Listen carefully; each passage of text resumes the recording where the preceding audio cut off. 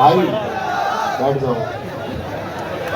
पहले तो बहुत थैंक यू कि आप सब लोग यहाँ आए। अंकित भाटी सर ने एक बात बताई कि मौसम खराब था, हम रास्ते में भी ये सोचते हैं कि कहीं बारिश तो नहीं हो जाएगी हमारे पहुँचते पहुँचते, लेकिन हमें विश्वास था कि बारिश भी होगी, तब भी कुछ लोग होंगे। राहुल गांधी जी ने बारिश में बोला तो लोग उनको सुन रहे थे, तो हमें लगा कि शायद हम राहुल गांधी जैसे तो होंगे ही हमारे बच्चों के लिए, कम से कम एटलीस्ट इतने तो होंगे ही। और दूसरी बात है कि हमारे बच्चे उन कार्यकर्ताओं से ज़्यादा कहीं मेहनती और ज़्यादा प्यार रखने वाले बच्चे होंगे कि बारिश में मिल जाएंगे। बहरहाल बारिश नहीं हुई, मौसम बढ़िया है। तुम बताओ तुम सब कैसे हो? एकदम बढ़िया। तो गाइडेंस की बात तो ये है कि हम हर रोज़ बात करते हैं, लगभग हर एक रोज़। मैं अगर 1 घंटे पढ़ाता हूँ तो मैं ये कोशिश करता हूँ कि उस 5 मिनट मैं तुम्हें नैतिकता सिखा पाऊँ हर रोज़। मैं ये प्रयास करता हूँ कि आपकी नौकरी से भी कहीं बड़ी चीज़ आपका मानवता की तरफ जाना या आपका इंसान हो जाना। तो उस एक प्रयास में है, लेकिन आप सब लोगों के लिए शायद ये कॉन्सेप्ट होगा कि ठीक है जी, मानवता और इंसानियत तो ठीक है, नौकरी प्रायर है, नौकरी हमारी प्राथमिकता है और हमको नौकरी मिल जानी चाहिए। तो तुम सबको ये पता होना चाहिए दोस्त, नौकरी सिर्फ और सिर्फ आपकी मेहनत से मिलेगी, दूसरा कोई तरीका है नहीं। मैं बोलूँ कि मैं आपको नौकरी दिलवा दूंगा या कोई टीम आपको नौकरी दिलवा देगी, कड़वी बात है, लेकिन इसको पचाने की कोशिश करना। कोई अध्यापक आपको नौकरी दिलवा देगा, ये आपकी भूल है। आपको लगता है माता पिता आपको नौकरी दिलवा देंगे, आपकी भूल है। हाँ, भ्रष्टाचार के माध्यम से कोई भर्ती हो जाए तो बात अलग है, तब तो माँ बाप के पैसे काम आ जाएंगे। और जिन लोगों के पास वो पैसे हैं, गरीब के पास नहीं है, तो उसको वो नौकरी भी नहीं मिल सकती। जहाँ पहले भ्रष्टाचार होता रहा, लोग भर्ती भी होते रहे। तो अभी बात करते हैं, अगर माँ बाप नौकरी नहीं दिला पाएंगे, क्योंकि आपको दूसरा पक्ष ये सोचना होगा। आप ये सोचिए कि इस दुनिया में क्या सभी बच्चे सफल हैं? आप कहेंगे नहीं, इस दुनिया में असफल बच्चों का प्रतिशत सफल बच्चों से ज़्यादा है। तो माँ बाप तो उन सब के हैं, गुरु तो उन सब के रहे हैं, या आप सब लोग जो तैयारी कर रहे हैं, आप सब में से इस बात की कोई गारंटी है कि आप जितने लोग यहाँ मौजूद है सारे के सारे सफल हो जाओगे? ये भी एक सत्य है कि सारे सफल नहीं होंगे, कुछ असफल रह जाएंगे। तो फिर सफल होता कौन है? अगर माँ बाप नहीं कर सकते, गुरु नहीं कर सकते, तो सफल करने वाला फिर आपके सामने एक ही शब्द आता है, आप खुद है। ये एक सत्य है।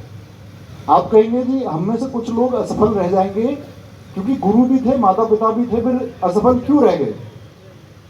तो असफल इसलिए रह गए क्योंकि स्वयं पर भरोसा नहीं किया, खुद पर भरोसा नहीं किया।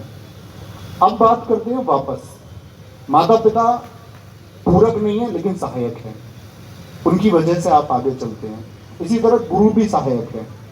तो माता पिता और गुरु सहायक है, लेकिन आप पूर्ण कब होते हैं? जब आप खुद पर विश्वास करते हो, खुद पर मेहनत करते हो और बार बार मेहनत करते रहते हो।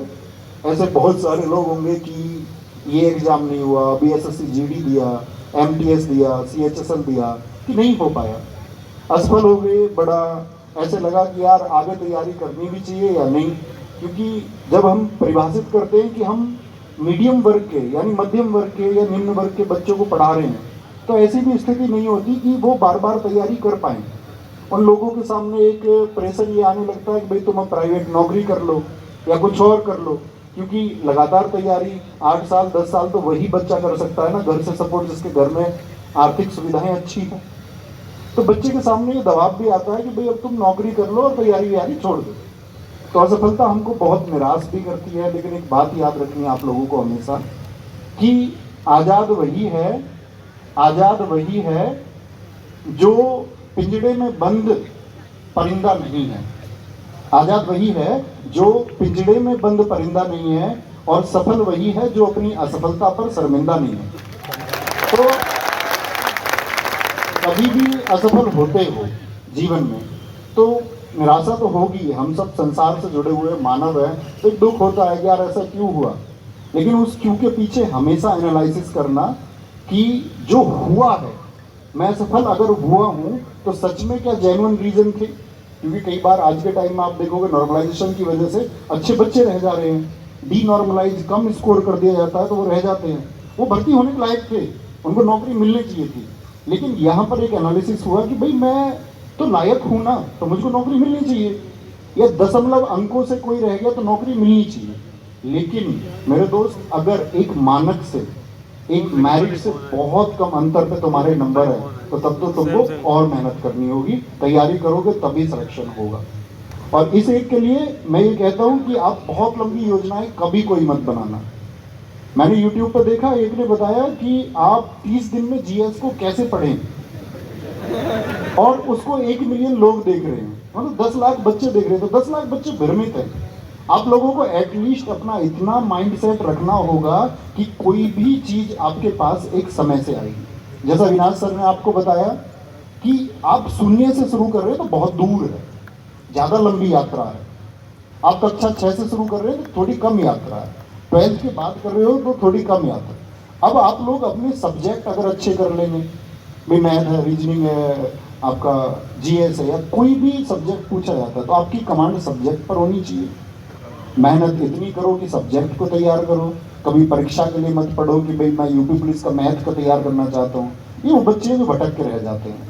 आपको फोकस हमेशा मैथ पे करना है, फोकस जीएस पे करना। बोल रही एमटीएस के लिए क्लास ले लूँ या सीएचएसएल के लिए ले लूँ, क्लास चल रही है जीएस की, तो बच्चा सिलेबस ही नहीं समझ पा रहा है कि ये कॉमन सिलेबस है। सीएचएसएल वो सवाल कर रहा है कि सीपीओ के लिए भी ले लूँ। तो आपका उत्तरदायित्व ये बनता है कि जिस एग्जाम की तैयारी आप कर रहे हो, एटलीस्ट पहले उसका सिलेबस जान लो, और उस सिलेबस को पूरा करने के लिए अपना पूरा प्रयास लगा दो। और पूरा प्रयास से मतलब होता है कि बच्चा जिंदा वो है जो किताब पढ़ते पढ़ते सो जाए।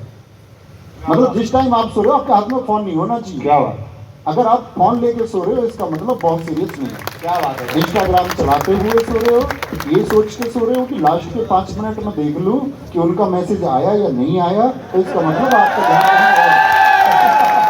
थोड़ा सा ध्यान कहीं और।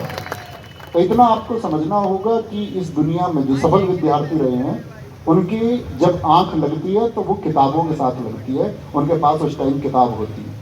मुझसे बोलोगे कि जी तुम्हारे पास भी होती है? हाँ, जब मैं स्टूडेंट था तब तो होती ही थी।